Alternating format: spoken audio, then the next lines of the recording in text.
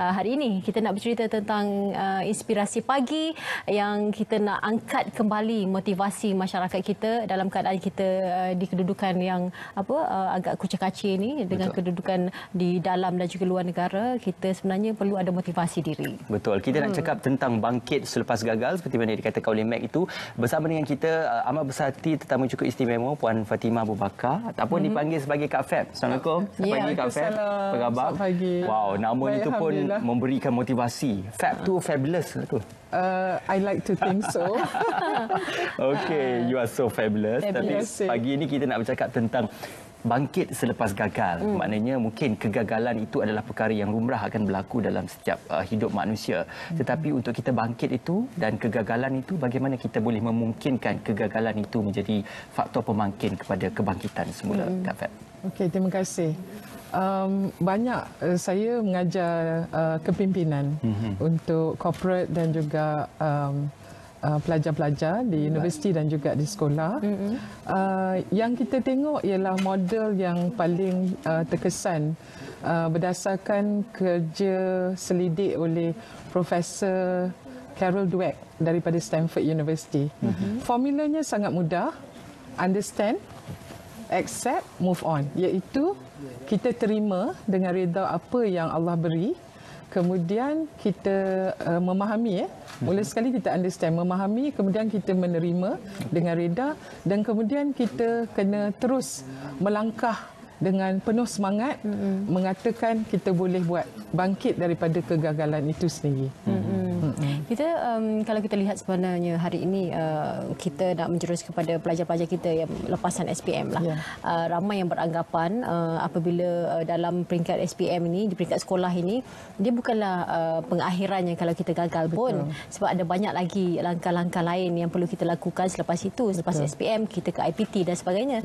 Tetapi anak-anak ini apabila mereka mendapat keputusan, mereka kadang-kadang terkesan dengan keputusan mereka berbanding dengan rakan-rakan lain. Malah masyarakat pun akan melihat dia dapat berapa A, dia dapat berapa ni, kalau A pun berapa banyak A yang dia dapat. Jadi perkara itu seolah-olah menjadi tekanan kepada mereka untuk memberikan yang terbaik. Malah ada yang selepas itu tidak pun cemerlang selepas masuk IPT, ada yang menurun prestasinya. Bagaimana? Bagi Kak Feb, SPM ini merupakan satu batu loncatan. Dia merupakan salah satu fasa dalam kehidupan seseorang. Macam saya sendiri merupakan pelajar terakhir untuk MCE masa ketika itu. Jadi kita tu merasakan selepas MCE atau SPM itu merupakan satu dorongan, satu titik permulaan untuk kita melangkah lebih jauh lagi. Alright. Jadi apa saja keputusan yang telah adik-adik di luar sana dapat, itu bukanlah menjadi sesuatu yang kalau kita kata daripada segi A, berapa banyak A, tapi lihat pada kekuatan. Di sini Kak Feb nak kongsikan satu formula yang telah digarapkan oleh Gallup Institute of Management. Formula ni sangat mudah, tapi kalau dipraktikkan dan betul-betul amalkan, insya-Allah Kak Feb rasa ibu bapa juga boleh gunakan dalam mendidik anak-anak. Dia punya formula very easy. Talent times by investment equals strength. Maknanya setiap anak-anak ni dia ada talent masing-masing, bakat masing-masing. Dan investment itu perlulah diberikan kepada masa, usaha, berapa banyak masa dan usaha yang kita buat, dan juga kadang-kadang kena keluar wang ringgit.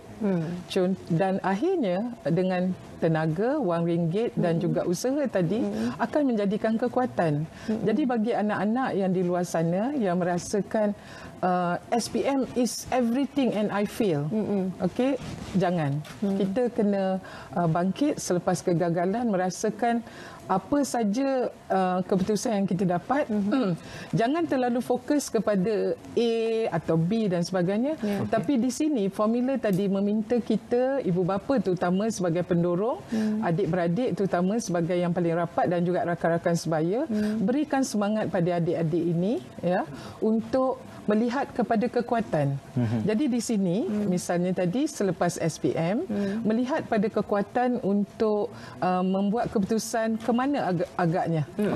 Dan kita lihat kerajaan Malaysia terlalu banyak menyediakan ruang-ruang, terutamanya kalau kita tidak berapa cenderung kepada akademik untuk betul-betul buat ijazah misalnya. Kita boleh pergi kepada kemahiran.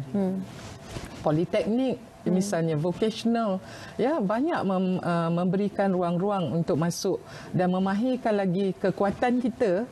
Misalnya seni pertukangan, ada yang boleh melukis, ada yang minat tentang mechanical, jentera. Jadi di situ Kak Feb mencadangkan adik-adik untuk mengambil masa, terutama COVID-19 ni, kita kurangkan perjalanan. Jadi semua yang ada di rumah itu, terutama ibu bapa, abang-abang yang telah belajar atau kakak-kakak yang telah menerima ijazah dan sebagainya, boleh memberikan panduan pada adik-adik ni ke mana ke arah kita selepas SPM. Okey. Dan sudah tentu untuk memberikan galakan dan dorongan itu memerlukan environment ataupun suasana yang menyokong atau orang kata supportive environment daripada keluarga dan juga rakan-rakan sendiri. Apa yang disarankan oleh Kak Feb dalam kita membina suasana yang betul-betul menyokong anak-anak kecil ini? Okey, terutama pada ibu bapa lah yang Kak Feb kadang-kadang memberikan mereka juga nasihat. Kita terlalu memandangkan kejayaan akademik itu adalah segala-galanya. Okey, sebenarnya setiap orang anak-anak dilahirkan, dia sebenarnya menginginkan kebahagiaan dan keceriaan ibu bapa. Setiap anak-anak tidak pernah merasakan mereka ingin mengecewakan ibu bapa. Jadi dekat sini ibu bapa kena faham, setiap anak itu dia mempunyai kekuatan masing-masing dan juga ada beberapa bahagian yang mungkin dia tidak berapa kuat. Jadi di sini suasana di rumah memberikan galakan, dan di sini Kak Feb suka kalau boleh ibu bapa tu sendiri ajak anak-anak buat orang kata lawatan. Dalam masa kalau di sini kebanyakan universiti ataupun tempat-tempat kemahiran, kita ada website. Jadi kita boleh buat virtual tour. Alright, kita pergi layari website berdasarkan kekuatan tadi.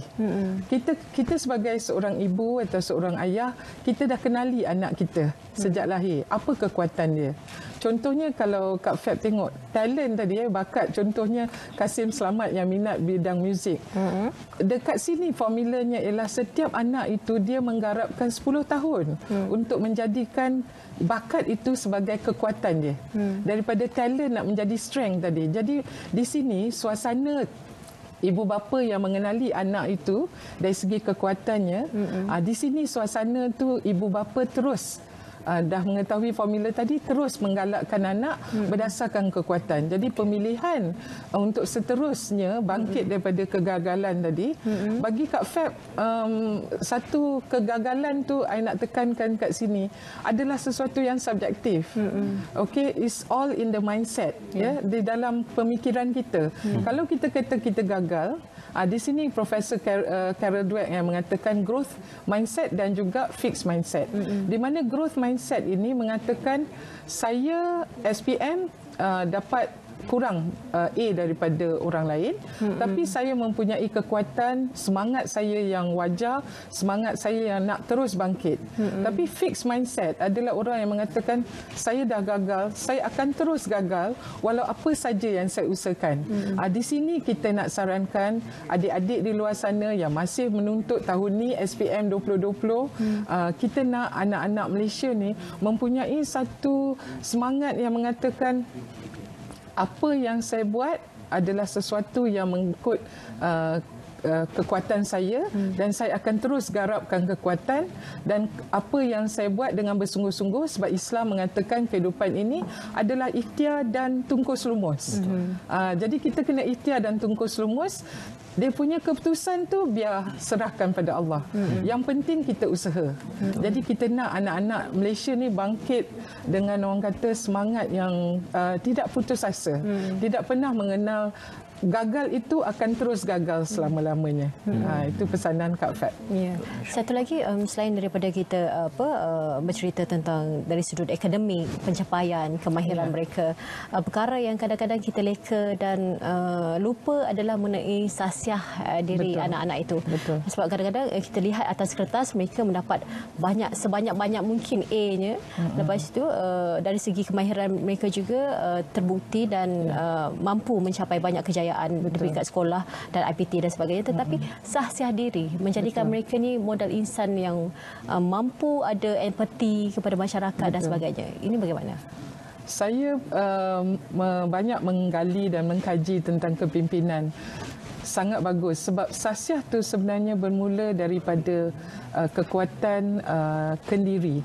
Alright, jadi pesanan Kak Feb, sebab saya pun seorang ibu yang mempunyai 5 orang anak, ya, kadang-kadang kita terlalu menjaga dan menekankan tentang kejayaan quote unquote yang dari segi akademik tadi, maka kita lupa pembentukan sasiahnya. Dari segi Islam sendiri, anak-anak itu perlulah dibekalkan dengan akidah, syariah dan akhir sekali akhlak.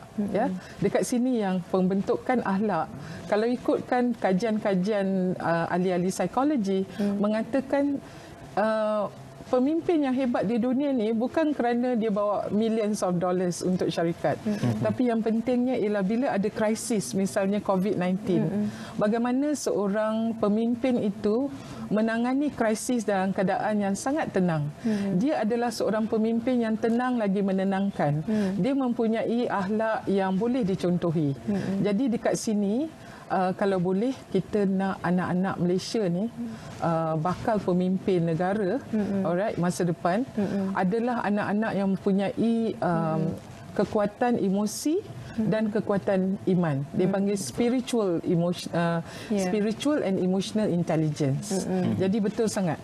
Saya rasa kalau kata kita lihat di pasaran sekarang, setiap CEO itu bila kita kata nak cari pekerja yang macam mana, jadi anak-anak yang di luar sana yang masih belum mempunyai pekerjaan, ada top 3. Ya, di luar sana setiap CEO mengidamkan seorang pekerja yang integritinya tinggi. Itu akhlak. Itu bukan akademik. Integriti itu ialah akhlaknya mulia. Seperti Rasulullah. Ya, jadi peribadi, dan keduanya dia melihatkan seorang pekerja yang mempunyai pemikiran yang kreatif. Sebab dengan pemikiran kreatif kita boleh buat drone, kita boleh buat pertanian yang menggunakan teknologi. Alright, dan akhir sekali zaman sekarang ni kita tiada sempadan. Maknanya CEO itu mengidamkan seorang pekerja yang global thinking. Jadi di sini kalau kita lihat, yang pertama sekali akhlak. Yang dicarinya ialah akhlak. Sebab dengan innovation yang ada di tangan kita, rahsia yang kita ada, alright, dari segi teknologi yang kita tengah nak bangunkan. Alright, kalau kita seorang yang tidak mempunyai integriti, kita akan jual pada orang yang menawarkan harga yang tinggi. Jadi syarikat ataupun sesebuah negara akan hancur dengan tidak adanya akhlak yang mulia. Okey, satu perkongsian cukup baik. Terima kasih juga sekali lagi kepada Kak Feb dan Puan Fatimah Pakar kerana bersama dengan kami. Aura positif itu dapat kami rasai dan dapat diterjemahkan dalam perbualan kita pada hari ini.